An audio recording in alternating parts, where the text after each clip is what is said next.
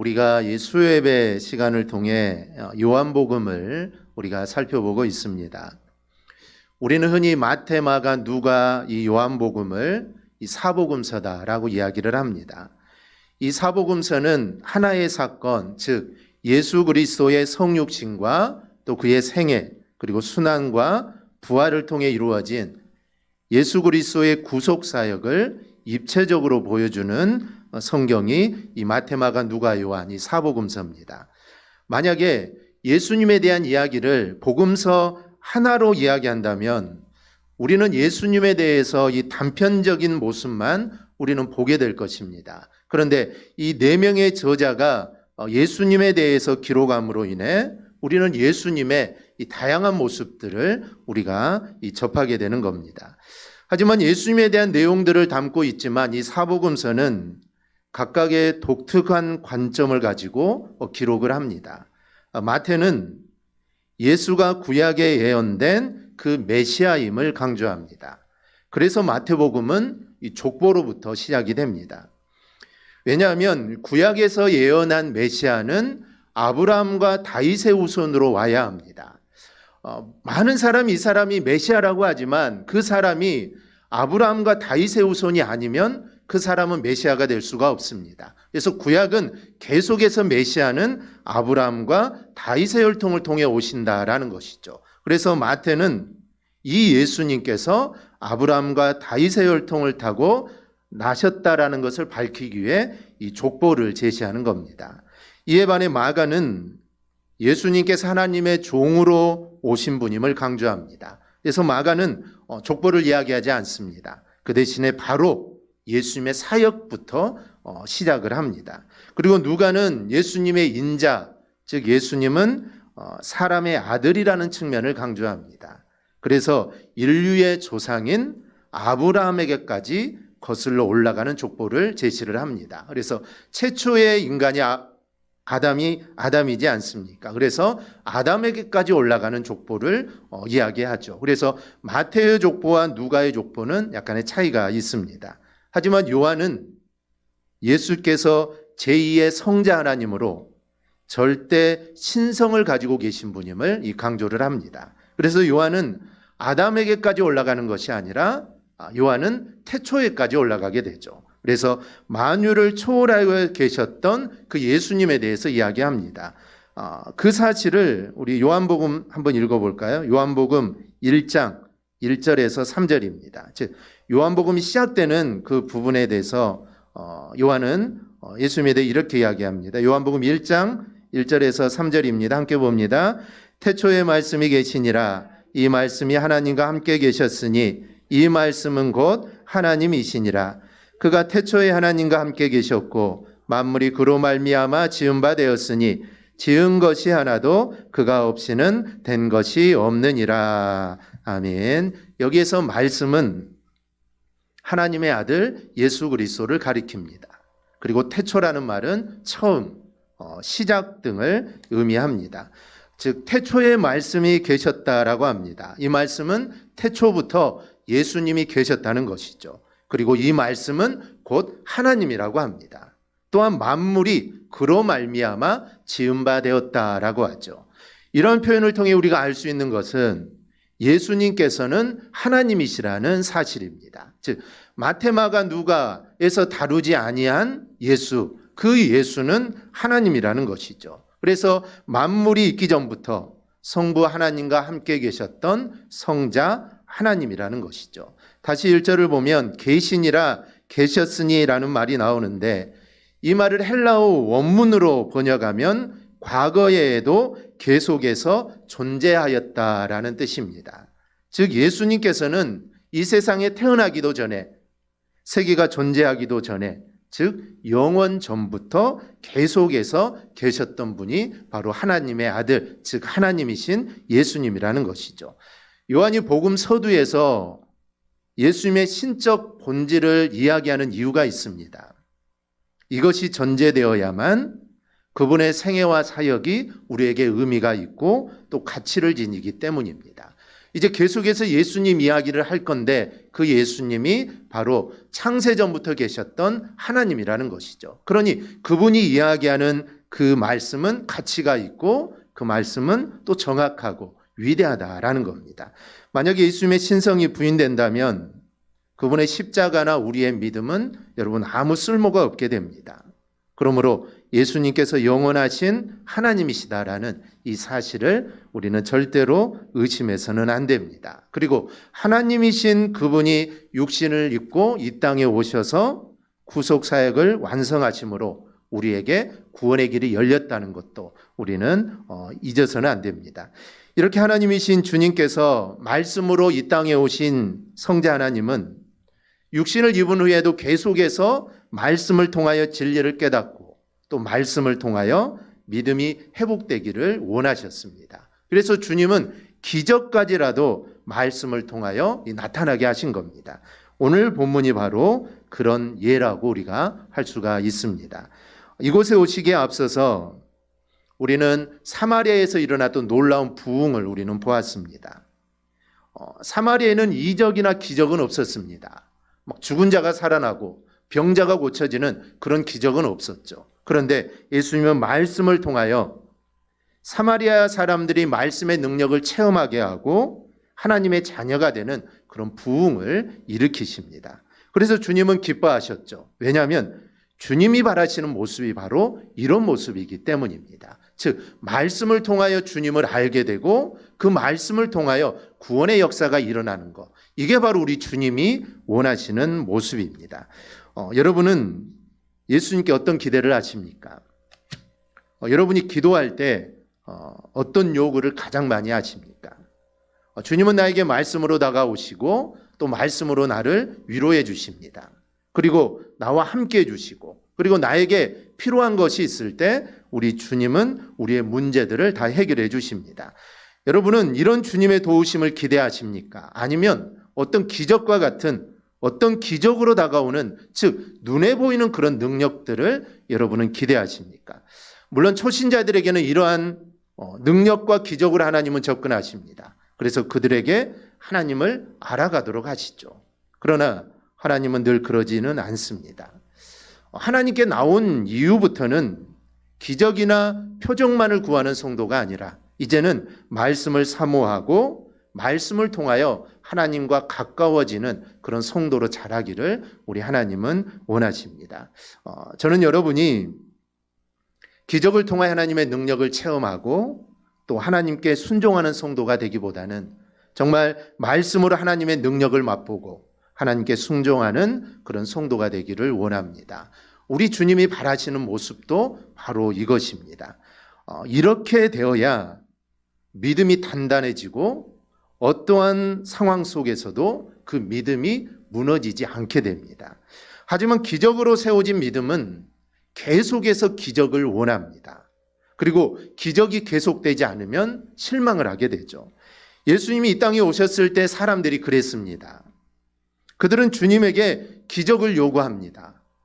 기적을 보여달라고 하죠. 그러자 주님이 뭐라고 합니까? 내가 너희에게 보여줄 기적은 요나의 표적, 즉 내가 십자가에 죽었다가 3일 만에 다시 살아나는 거, 나는 이것밖에 너희에게 보여줄 것이 없다라고 하죠. 그래서 사람들이 어떻게 했을까요? 모두 다 주님을 떠났습니다. 즉 주님에게 어떤 기적을 기대했는데 주님이 기적을 보여주지 않으니까 사람들은 실망을 하고 주님을 떠나게 됩니다. 그러므로 우리에게 기적도 필요하지만 말씀과 순종으로 우리의 믿음을 세워가야 합니다. 그래야 절대로 변하지 않습니다. 오늘 본문에서 예수님 분명히 그런 기대를 하셨을 겁니다. 이 갈릴리 가나에서 예수님은 공생의 첫 표적을 행합니다. 즉 물이 포도주로 바뀌어지는 그 기적을 처음 행하게 되죠. 그리고 그 후에 다시 갈릴리를 찾아오셨는데 아마 주님은 이때는 이전과 즉 물을 포도주로 바뀌었던 그런 기적이 아니라 이제는 다른 방식으로 자신이 메시아 되심을 나타내기를 원하셨던 겁니다. 이전에는 표적을 보았으니 이제는 표적이 아니라 이제는 말씀만으로도 그들이 예수님이 메시아 되심을 믿기를 주님은 원했던 겁니다. 그런데 갈릴리 사람들이 어떤 반응을 보였을까요?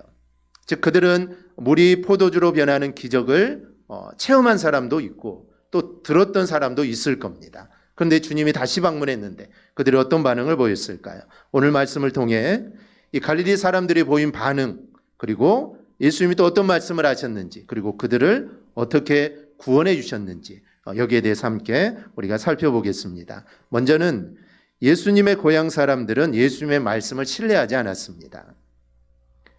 예수님께서는 사마리아를 지나 이제 갈릴리 고향으로 돌아오십니다.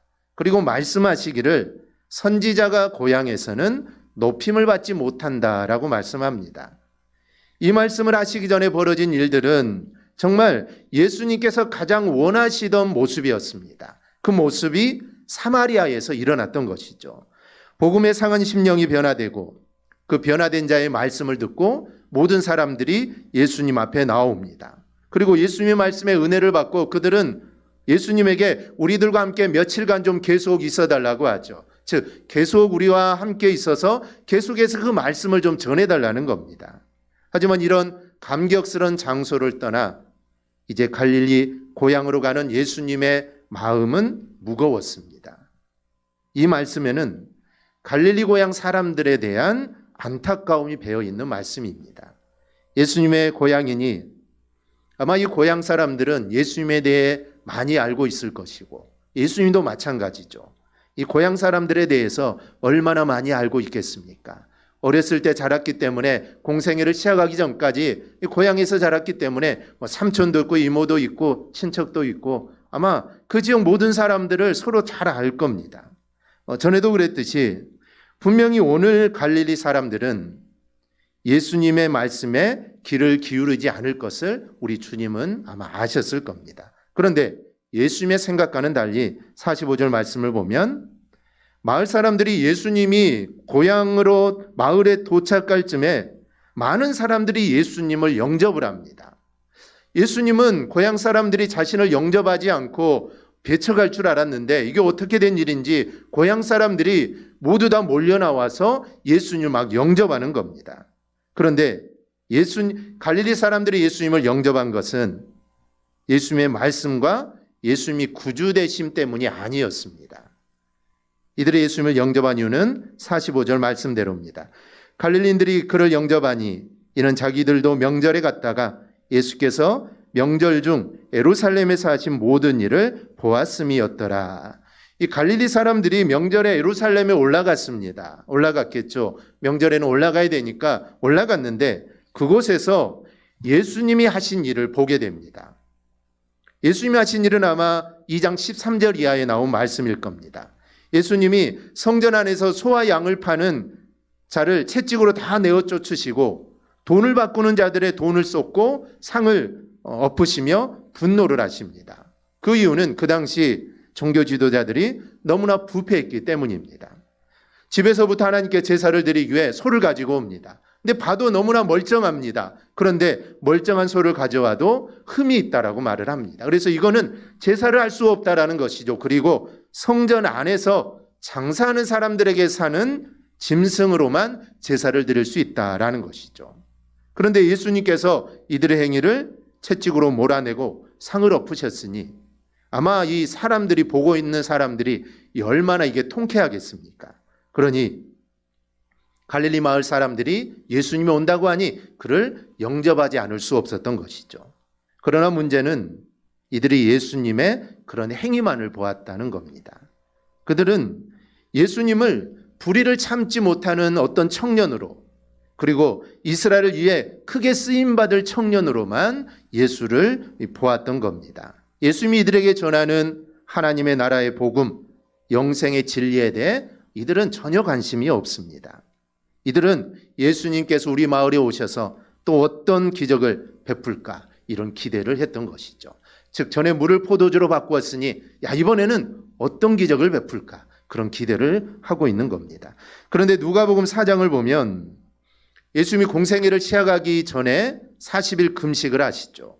그리고 마귀의 시험을 받으신 후에 성령이 충만한 상태에서 예수님이 첫 사역을 시작했던 곳이 바로 고향입니다. 즉 주님은 성령이 충만한 상태에서 제일 먼저 고향으로 가게 되죠. 그리고 안식일의 규례대로 회당에 들어가서 성경을 읽으십니다. 그때 예수님이 읽었던 성경이 이사야서의 글인데 이렇습니다. 내용은 주의 성령이 내게 임하셨으니 이는 가난한 자에게 복음을 전하게 하시려고 내게 기름을 부으시고 나를 보내사 포로된 자에게 자유를 눈먼 자에게 다시 보게 함을 전파하며 눌린 자를 자유롭게 하고 주의 은혜의 해를 전파하게 하려 함이라. 이 말씀은 이사야서의 글이지만 이 예수님 읽었던 이 성경은 예수님이 앞으로 어떤 사역을 할 건가를 미리 말해주는 겁니다. 그러자 갈릴리 사람들이 어떻게 했을까요? 이 사람은 요셉의 아들이 아니냐라면서 놀랍니다. 즉 얼마 전까지 요셉의 아들로서 몫으로 일을 했던 그 사람이 아니냐라면서 그들은 놀라게 되죠. 즉 목수의 아들인데 요셉의 아들인데 어떻게 이런 말을 할 수 있느냐, 어떻게 이런 성경을 읽고 이런 일을 할 수 있느냐라는 것이죠. 그들은 예수님을 구세주로 메시아로 믿지 못하고 오히려 동네 밖으로 끌어다가 낭떠러지로 끌고 가 떨어뜨려 죽이려고 하게 됩니다. 그런데도 주님은 이런 사람들에게 또 찾아오셨다라는 것이죠. 예수님은 분명히 이곳에 와도 나는 환영받지 못할 거라는 것을 주님 분명히 아셨습니다. 그럼에도 주님은 다시 이곳에 오신 것이죠. 그 이유는 이 갈릴리 사람들 역시 구원받아야 할 사랑의 이 대상이기 때문입니다. 그렇다면 여러분은 어떻습니까? 여러분은 주님의 말씀으로만 만족하십니까? 아니면 말씀은 좀 부족하다고 여기십니까? 그 대신 뭔가 화끈한 것이 좀 있어야 하고 또 뭔가 능력이나 좀 기적을 보여줘야 내가 확신을 가질 수 있다라고 생각하십니까? 그러나 주님은 말씀으로만 가르치기를 원하십니다. 말씀 속에서 하나님을 만나고 그리고 말씀 속에서 구원의 예수님을 만나기를 우리 주님은 원하십니다. 그래서 말씀으로 신앙이 자라며 세상에서 만나는 어려움이나 고난을 말씀으로 이겨나가기를 우리 주님은 원하신다는 것이죠. 그래서 우리도 이 사마리아 사람들처럼 말씀을 사모해야 합니다. 그래서 말씀을 사모하여서 그 말씀만으로 우리의 신앙이 회복되어지는 우리 성도들이 꼭 될 수 있기를 바랍니다. 둘째로 예수님은 왕의 신하를 통하여 말씀의 능력을 드러내십니다. 사람들은 자신에게 필요하지 않으면 관심이 없습니다. 아무리 훌륭하다는 의사가 있다 할지라도, 즉 어떠한 병이라도 다 고칠 수 있는 의사가 있다 할지라도 건강한 사람에게는 쓸데없습니다. 관심을 갖지 않죠.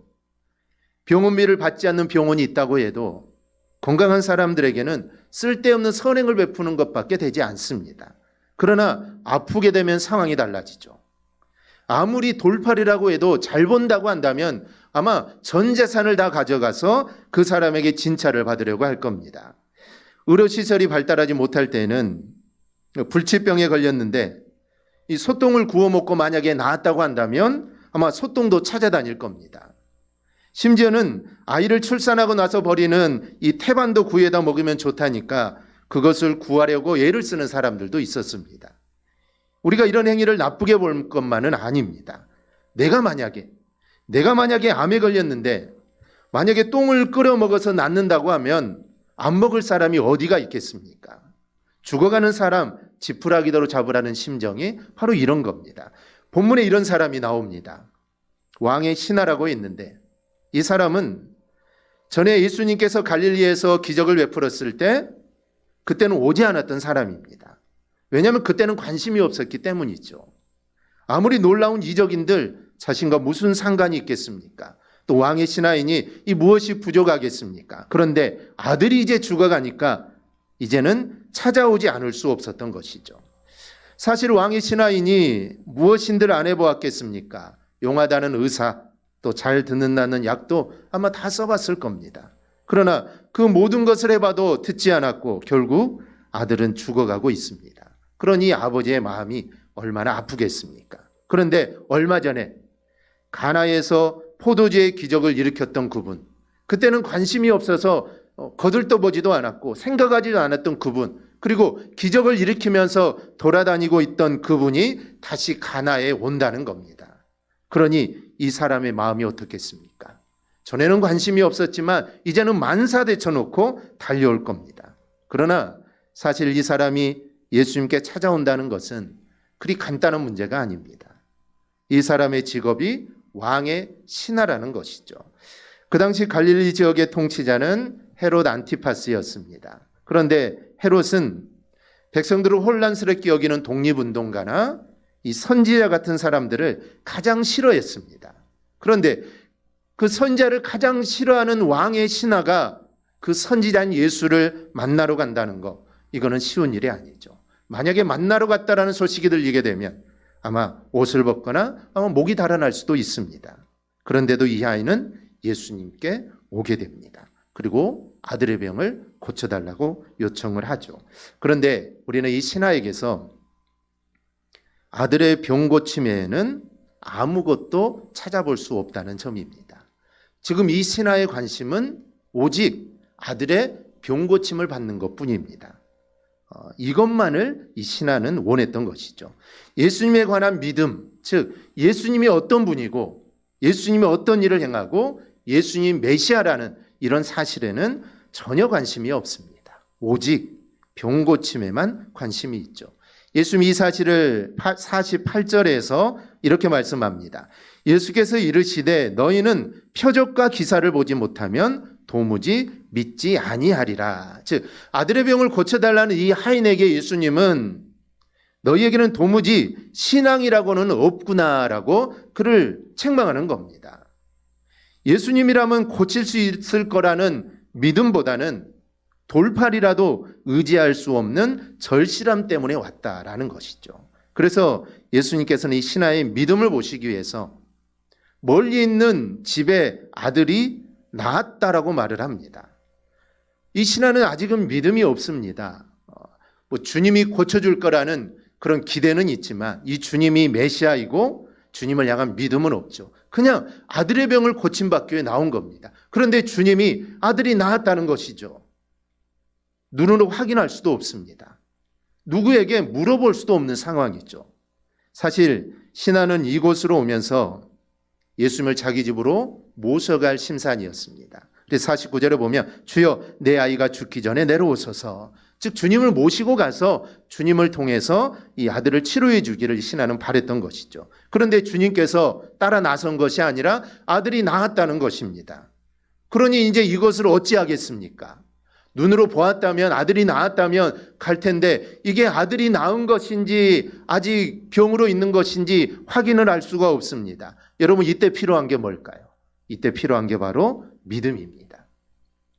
눈으로 확인할 수 없으니 이제는 주님의 말씀을 그대로 믿어야 합니다. 아니면 계속해서 그냥 주님께 매달리든지 아니면 주님의 말씀을 믿고 집으로 가는 거, 이 두 가지밖에 없게 됩니다.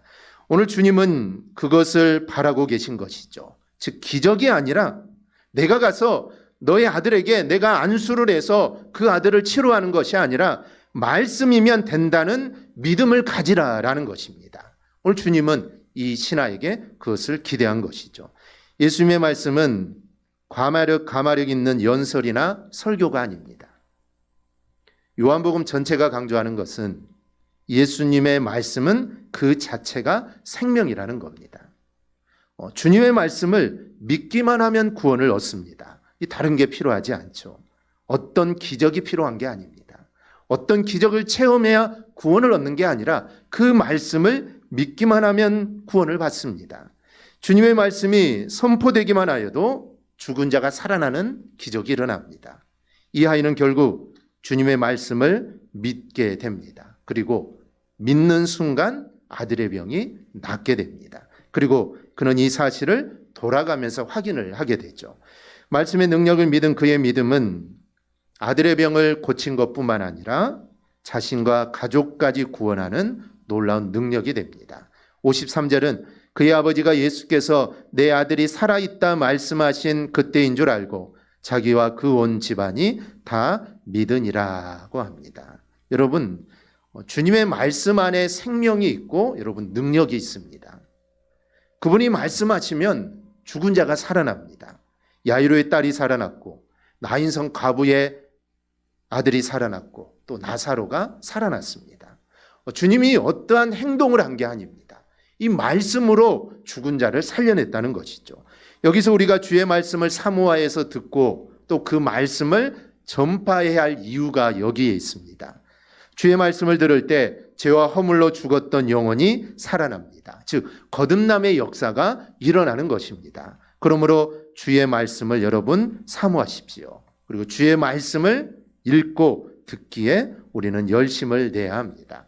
우리가 말씀에 다른 것을 잡고 의지하면 우리의 모든 것을 다 잃게 되지만 말씀을 잡고 의지하면 생명을 얻되 우리는 풍성하게 얻게 됩니다. 이 사마리아에서는 예수의 말씀을 진지하게 받아들이고 또 말씀을 사모했는데 갈릴리 사람들이나 이 왕의 신하는 말씀에는 관심이 없고 다만 기적이나 육신의 필요성들만 요구하는 사람들이었습니다. 그런데 예수님께서는 이런 사람들을 향하여 오늘 왕의 신하를 통해 말씀의 능력을 보여주신 것입니다. 즉 너희가 나에게 바랄 것은 기적이나 이적이 아니라 말씀을 통하여 일어나는 그 능력을 믿으라는 것이죠. 그걸 보여주기 위해서 이 왕의 신하의 아들의 병을 고치신 겁니다. 주님이 가서 안수하여 고칠 수도 있습니다. 하지만 주님은 그렇게 하지 않고 말씀으로 이 신하의 아들의 병을 고쳐주신 겁니다. 비록 그가 찾아온 목적은 예수님의 말씀을 사모해서도 아니고 예수님을 보고 싶어서 온 것도 아닙니다. 단지 아들의 병만을 고치기에 온 겁니다. 하지만 주님은 사마리아 여인을 대하듯이, 즉 사마리아 여인도 예수님에 대해 관심이 없었지만 주님이 계속해서 질문을 하고 대화를 함으로써 주님이 사마리아 여인을 깨닫게 하셨듯이 오늘도 마찬가지입니다. 똑같이 이들에게 말씀의 능력을 보이시고 구원하시는 주님의 자비하심을 보여주신 겁니다. 우리는 말씀이 능력이고 또 말씀이 생명이고 말씀이 하나님이시라는 그것을 증거하는 주님의 모습을 우리는 보았습니다. 우리도 마찬가지입니다. 우리도 오늘 이 말씀을 마음에 새기고 말씀이 능력이고 또 말씀이 생명이며 말씀이 하나님이라는 이 사실을 우리가 믿으시기를 바랍니다. 믿되 우리는 온전하게 믿어야 합니다. 온전하게 믿을 때 하나님의 역사를 경험할 수 있습니다. 만약에 이 신하가 예수님의 말씀을 듣고 이게 될까 나을까 말까 이 예수님의 말씀대로 될까 말까 의심했다면 그런 기적은 일어날 수 없습니다. 이 신하가 이런 기적을 체험했다는 것은 우리가 성경을 전체를 통해서 알 수 있지만 이 신하는 예수님의 말씀을 온전히 믿었다는 것입니다. 예수님이 네 아들이 나았다라는 그 말씀을 이 신하는 온전하게 믿었던 것이죠. 그래서 그 온전하게 믿음으로 인해 그 기적이 일어났던 것입니다. 우리가 온전히 믿고 정말 말씀 속에서 생명을 찾고 말씀 속에서 문제 해결을 찾아내어서 말씀으로 만족하는 우리 성도들이 되기를 주님의 이름으로 축원합니다. 아멘. 기도하겠습니다.